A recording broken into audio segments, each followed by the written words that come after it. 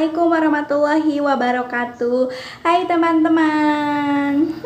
Saya tahu kalian pasti di rumah aja. Karena adanya pandemi COVID-19 ini, kita jadi di rumah aja ya. Tenang, gak usah khawatir. Meskipun kita di rumah aja, bukan berarti kita tidak belajar. Bukan berarti kita malas-malasan untuk belajar. Melainkan kita harus tetap semangat buat belajar. Semangat. Go! Oke, perkenalkan kami dari kelompok 1 jurusan Perbankan Syariah semester 5 mata kuliah perilaku konsumen. Nggak enak ya, belum kenal kan? Tak kenal maka tak sayang. Kenalan aja dulu yuk. Saya Rismawati, saya akan memaparkan materi yang pertama. Yang selanjutnya materi yang kedua akan dipaparkan oleh Siti Hajar, rekan saya. Satunya juga akan memaparkan materi yang ketiga, itu ada rekan saya yang bernama Bagus Virgianto. Langsung saja saya akan menyampaikan materi yang pertama, yaitu konsumen dan perilaku konsumen. Yang akan kita bahas pertama itu adalah konsumen. Menurut kalian apa sih konsumen itu? Kalian yang di rumahnya jualan pasti tahulah. Bahkan yang tidak berjualan juga pasti tahu apa itu konsumen, karena sudah tidak asing lagi bagi kalian dengan kata konsumen. Sangat sering sekali mendengar ya di sekeliling. Baik, jadi konsumen itu adalah sebagai seorang penawar, konsumen juga sebagai seorang pembeli, konsumen juga sebagai seorang pelanggan, konsumen sebagai seorang pengguna, dan konsumen juga sebagai seorang pengambil keputusan. Konsumen di sini bisa dipahami sebagai seseorang yang menawar. Nah, misalkan menawar harga gitu kan. Konsumen juga bisa dipahami sebagai seorang yang mencari informasi kan. Konsumen juga bisa dipahami sebagai seseorang yang membandingkan merek. Nah, jadi kalian sudah paham kan tentang konsumen di sini? Jadi kalau misalkan kita jualan terus nggak ada konsumen, yang nggak bakalan laku dong jualan kita, ya kan? Perilaku konsumen merupakan hal-hal yang mendasari konsumen untuk membuat suatu keputusan ketika membeli suatu barang atau produk. Nah, tentunya Anda sebagai konsumen selalu memikirkan terlebih dahulu barang yang akan Anda beli. Anda akan memikirkan dari mulai harganya, kualitasnya, terus fungsi dan kegunaan barang yang akan Anda beli. Nah, kegiatan mempertimbangkan atau memikirkan dan mempertanyakan barang sebelum membeli itu sudah termasuk ke dalam perilaku konsumen. Sebenarnya Anda sudah menerapkan perilaku konsumen tersebut ketika Anda sedang bertransaksi sama pembeli, terus Anda menawar harga barang tersebut yang akan Anda dibeli. Itu Anda sudah melakukan perilaku konsumen, tapi Anda tidak menyadari hal tersebut. Nah, tentunya kita kan sebagai konsumen terus tidak ingin membeli suatu barang atau produk itu yang salah. Jadi di sini perilaku konsumen sangat diperlukan. Menurut Sitman dan Kanuk, definisi perilaku konsumen adalah perilaku yang memperlihatkan konsumen dalam mencari, membeli, menggunakan, mengevaluasi, dan menghabiskan produk barang dan jasa yang mereka harapkan akan memuaskan kebutuhan mereka. Baiklah, alhamdulillahirrabbilalamin, kita sudah selesai belajarnya. Semoga kalian tetap semangat terus ya. Mohon maaf, saya dan rekan-rekan saya undur diri apabila ada kurang-kurang dan mohon dimaafkan. Wassalamualaikum warahmatullahi wabarakatuh. Kita lanjut ke perspektif riset perilaku konsumen. Perspektif riset perilaku konsumen yang pertama ada pengambilan keputusan. Konsumen melakukan serangkaian aktivitas dalam memutuskan keputusan pembelian secara rasional. Yang kedua Ada pengalaman, konsumen seringkali membeli suatu produk karena alasan untuk kegembiraan, fantasi, ataupun emosi yang diinginkan. Yang ketiga, ada pengaruh behavioral. Perilaku konsumen sangat dipengaruhi oleh pemasaran yang dilakukan oleh produsen, faktor lingkungan, fisik, ekonomi, dan undang-undang, dan lain-lain. Lanjut ke perilaku konsumen di dunia. Yang pertama itu memiliki kesamaan dan perbedaan perilaku. Yang kedua, memakai pakaian dan aksesoris yang sama. Yang ketiga, globalisasi ekonomi, perdagangan, serta budaya semakin meluas. Yang keempat, batas geografi dan budaya semakin berkurang. Yang kelima, program pemasaran agresif dan perusahaan multinasional.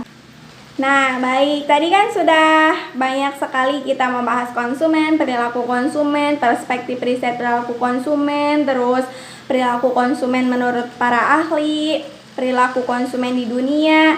Nah, ada nggak sih manfaat dari mempelajari perilaku konsumen? Tentu saja sangat ada ya manfaatnya. Yang pertama itu ada manfaatnya untuk membantu para pemimpin usaha. Terus juga untuk membantu konsumen untuk membuat keputusan dengan baik. Nah, terus ada juga meningkatkan pemahaman sebagai konsumen, menjadi landasan pemasaran untuk membantu anggota DPR di pasar atau daerah agar dapat merancang hukum. Nah, dan tentunya memberikan pengetahuan dan teori-teori konsumen. Jadi setelah kita mempelajari perilaku konsumen sangat bermanfaat kan. Baiklah, sekian dari saya. Dilanjut oleh materi kedua. Adapun menurut Angel, Bickwell, dan Ninier, definisi perilaku konsumen adalah tindakan yang langsung terlibat dalam mendapatkan, mengonsumsi, menghabiskan barang dan jasa, termasuk proses kebutuhan yang mendahului dan mengikuti tindakan ini. Nah, itu definisi perilaku konsumen menurut para ahli. Baik, langsung saja saya akan menjelaskan materi selanjutnya, yaitu tentang model keputusan konsumen. Dalam model keputusan konsumen akan ada dua macam. Yang pertama yaitu proses keputusan konsumen. Nah, untuk proses keputusan konsumen yang pertama yang akan diambil langkahnya yaitu pengenalan kebutuhan konsumen. Nah, yang kedua pencarian informasi, yang ketiga evaluasi alternatif, yang keempat pembelian, dan yang terakhir puasan konsumen. Nah, untuk model keputusan konsumen yang kedua yaitu faktor yang mempengaruhi keputusan konsumen. Dalam faktor yang mempengaruhi keputusan konsumen ada tiga. Yang pertama, perbedaan individu. Nah, dalam perbedaan individu meliputi kepribadian, motivasi, konsep diri, pengolahan informasi dan persepsi, proses belajar, pengetahuan, sikap, dan agama. Nah, faktor yang kedua yaitu faktor lingkungan konsumen. Nah, faktor lingkungan konsumen meliputi budaya dan karakteristik demografi, sosial dan ekonomi, keluarga, kelompok acuan, lingkungan dan situasi konsumen, dan teknologi. Nah, untuk faktor yang ketiga yaitu strategi pemasaran. Nah, pemasaran sendiri yaitu suatu proses mengidentifikasi kebutuhan konsumen, lalu kita memproduksi barang dan jasa yang dibutuhkan konsumen dan meyakinkan kepada konsumen bahwa konsumen tersebut membutuhkan barang dan jasa itu. Nah, kemudian akan terjadi transaksi antara produsen dan konsumen. Mungkin cukup sekian materi dari saya yang kemudian akan dilanjutkan oleh pemateri selanjutnya. Saya Bung Suryanto akan menjelaskan apa yang dilakukan para manajer pemasaran. Ada 5, yaitu melakukan analisis lingkungan, faktor yang diamati, ada demografi, ekonomi, alam, teknologi, politik, dan budaya. Yang kedua ada melakukan riset pasar. Para manajer dapat mengumpulkan data dan informasi mengenai perilaku konsumen dan melakukan keputusan dari faktor yang mempengaruhinya. Dan yang ketiga ada segmentasi. Dan segmentasi atau pengembangan pasar atau konsumen berdasarkan karakteristik tertentu, misalnya ada berdasarkan kesamaan kebutuhan barang dan jasa. Dan yang keempat ada positioning dan diferensiasi. Positioning adalah menciptakan atau membangun persepsi mengenai karakteristik atau citra suatu produk dan merek dibandingkan dengan produk dan merek pesaing. Dan yang kelima ada bauran pemasaran. Sejumlah alat pemasaran yang digunakan perusahaan untuk mencapai tujuan pemasarannya. Ada konsep pemasaran, konsep bisnis yang menekankan bahwa strategi pemasaran yang berhasil dibangun berdasarkan pemahaman yang lebih baik dari perilaku konsumen, yang akan membantu para manajer pemasaran untuk analisis lingkungan, riset pasar, segmentasi, positioning dan diferensiasi, dan bauran pemasaran. Ada analisis lingkungan. Para manajer dapat menganalisis faktor kekuatan yang berpengaruh terhadap perusahaan dan pelanggannya, menciptakan tantangan dan peluang. Di dalam itu ada demografi, ekonomi, alam, teknologi, dan politik budaya. Kemudian ada riset pasar. Para manajer dapat mengumpulkan data dan informasi mengenai perilaku konsumen. Dan segmentasi adalah pengelompokan pasar atau konsumen dalam karakteristik tertentu yang nantinya akan dijadikan sasaran atau target penjualan produknya. Adapun dasar dari segmentasi yaitu karakteristik konsumen, situasi, geografi, budaya. Kemudian ada positioning dan diferensiasi. Di dalamnya ada menciptakan atau membangun persepsi mengenai karakteristik, citra atau produk dibandingkan produk dan merek pesaing. Kemudian ada merancang barang atau jasa yang memiliki fitur yang beda dari pesaing. Segmentasi berdasarkan karakteristik tertentu untuk mencapai sasaran. Itu ada 5, yaitu ada iklan produk rumah tangga, kemudian segmentasi pada anak-anak, segmentasi pada bayi, dan pada laki-laki, dan yang terakhir adalah pada remaja.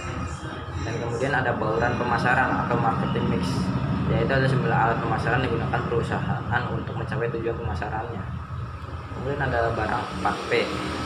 Barang 4P itu adalah produk atau harga. Kemudian ada barang 4P, yaitu adalah produk atau produk, price atau harga, place atau distribusi, dan promotion atau promosi. Dan ada jasa 4P plus 3P. Yang pertama 4P dan yang 3P itu adalah people atau orang-orang. Yang kedua ada proses, dan keempat ada proof atau bukti. Pemasaran yang besar adalah ketika konsumen mau melakukan transaksi untuk mendapatkan produk tersebut. Terima kasih. Sekian presentasi dari kami, kurang lebihnya mohon maaf. Assalamualaikum warahmatullahi wabarakatuh.